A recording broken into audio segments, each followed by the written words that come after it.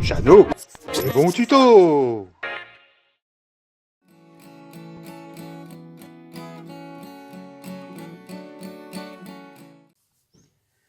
Bonjour à tous. Alors j'avais fait un tuto pour trouver le commun d'une bobine achetée haute tension euh, pour les MBK, enfin pour les mobilettes quoi.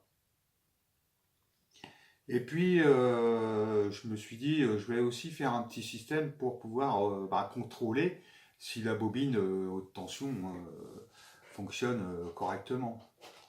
Alors j'avais plusieurs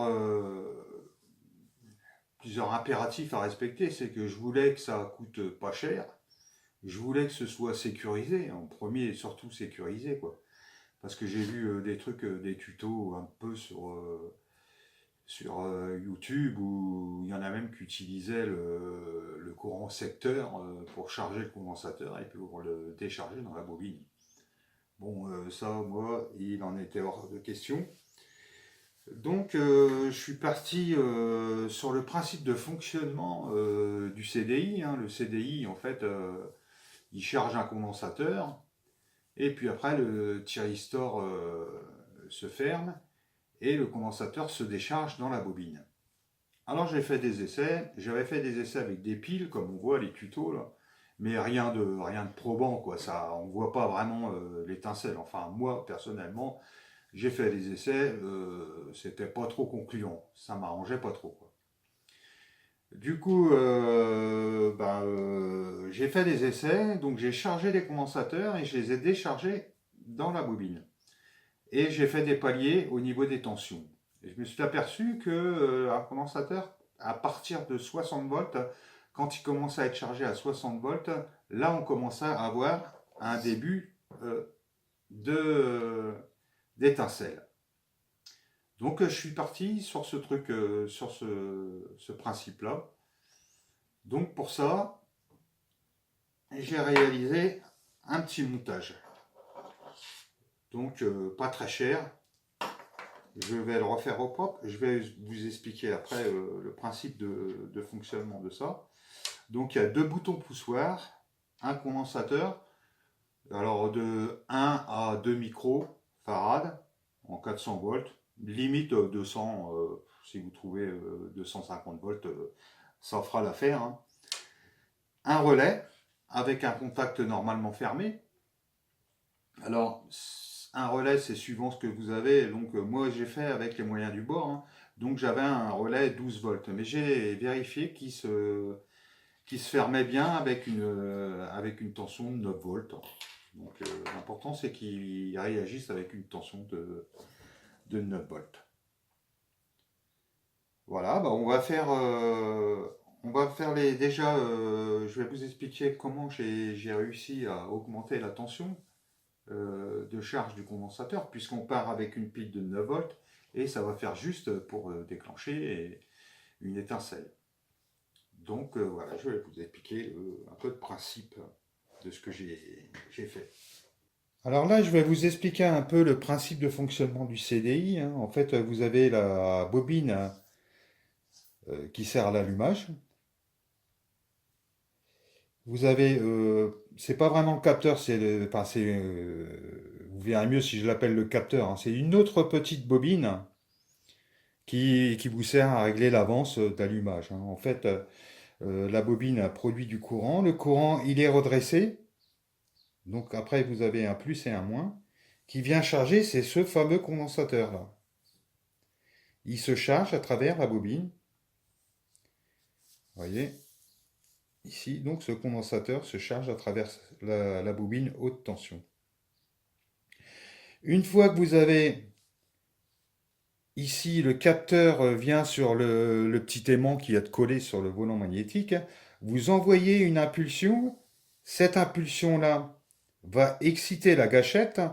Donc en fait, vous allez fermer, le thyristor va se retrouver passant. Et quand il va se retrouver passant, en fait, le condensateur qui est chargé ici, vous allez fermer le circuit et il va se décharger dans la bobine. Donc, d'après mes mesures, quand j'ai fait mes mesures, en fait, il faut. Alors, il y a plus hein, que 60 volts, mais il faut un minimum de 60 volts ici pour que ça fonctionne. Une différence, un minimum, hein. Voilà.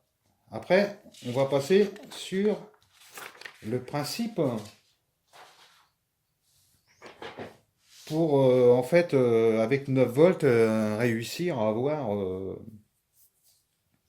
avoir une tension supérieure. On fera les mesures après. C'est pour ça que c'est en volant pour l'instant. On fera les mesures, je vous montrerai après. En fait, le principe, c'est que je pars sur une pile de 9 volts. J'ai un bouton poussoir de chargement. En fait, c'est ce qui va me servir à charger mon condensateur. Je passe à travers le contact du relais, qui est normalement fermé, et je passe à travers la bobine. Voilà. Ce qui va se passer, c'est que quand ma bobine va être excitée, mon relais va ouvrir, et en fait, ça va faire vibrer la bobine.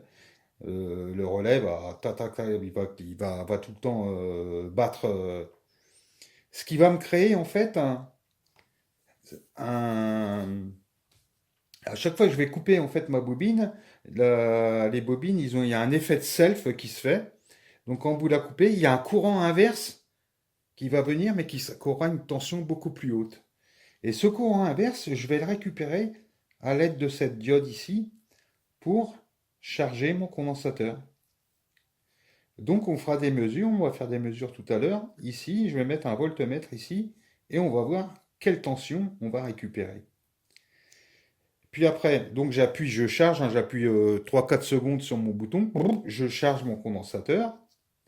Et après, j'appuie sur mon bouton poussoir de décharge de mon condensateur. Ce qui, en théorie, devrait me créer une étincelle. On va essayer de pas de faire. Alors, pour les boutons poussoirs, soit moi j'avais un bouton poussoir simple, hein.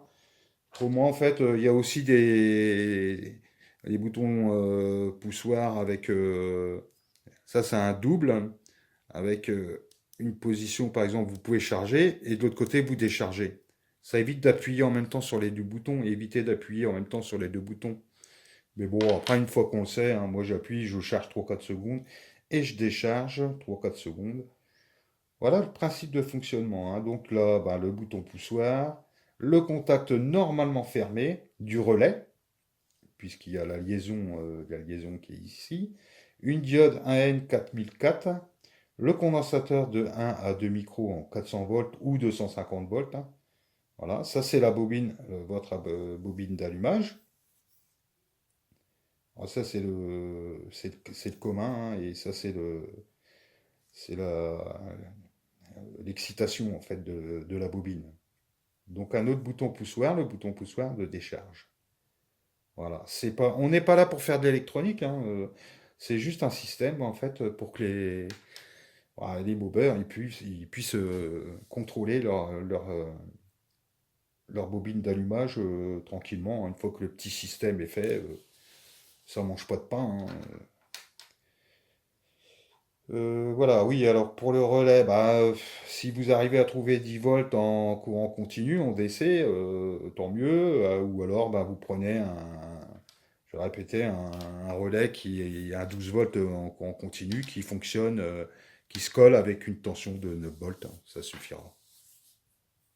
Voilà, on va passer je vais vous montrer comment on augmente la tension. Ben, en prenant sur le condensateur, on va mettre un voltmètre. Et je vais passer en excitation et on va voir combien on passe en voltage.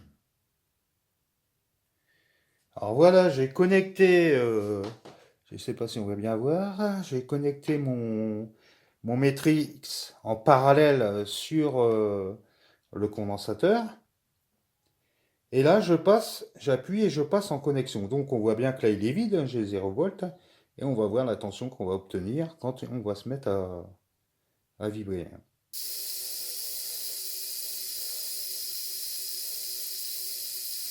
Voilà, 185 volts, 190, 193. Et voilà. Et là, j'ai mon autre bouton de décharge. Hop. Donc là, en fait, quand j'ai appuyé sur l'autre bouton, Et j'ai déchargé mon condensateur dans la bobine. On voit ce que ça fait au niveau de l'étincelle. Alors, je ne sais pas si on va bien voir. Donc, je charge mon condensateur avec le bouton poussoir de charge. J'appuie sur l'autre. Et bon, voilà, le petit montage est fini. J'avais mis ça sur une petite plaque d'essai, là. Hein, on coule carrément les pistes, hein, comme ça je me suis pas embêté. Donc voilà, le bouton de charge, le bouton de décharge, le relais, le condensateur. Celui-là il fait un micro, hein, 250 volts. La diode AN 4007. Une petite pince croco modifiée pour prendre la bougie. La masse de la bobine. Hein, et puis après, l'excitation de la bobine.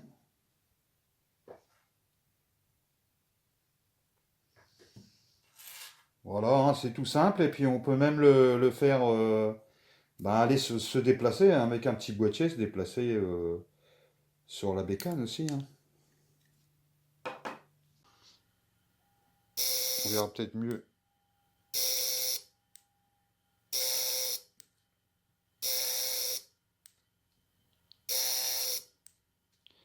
Voilà, bah, j'ai jamais chargé et déchargé autant de ma vie. Un essai sur une bobine classique.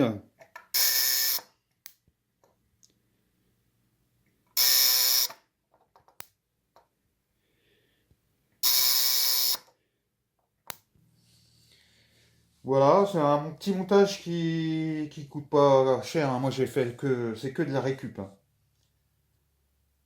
Donc j'espère que ça servira. Et peut-être qu'un jour je ferai un tuto sur tous les problèmes que j'ai eus. Enfin un tuto pas vraiment, mais expliquer toutes les pannes que j'ai eues suivant mon expérience. Parce que les pannes allumage, c'est souvent, des fois c'est vraiment vicieux. Hein. Sur ce, ben, au revoir. Et puis bisous à tous.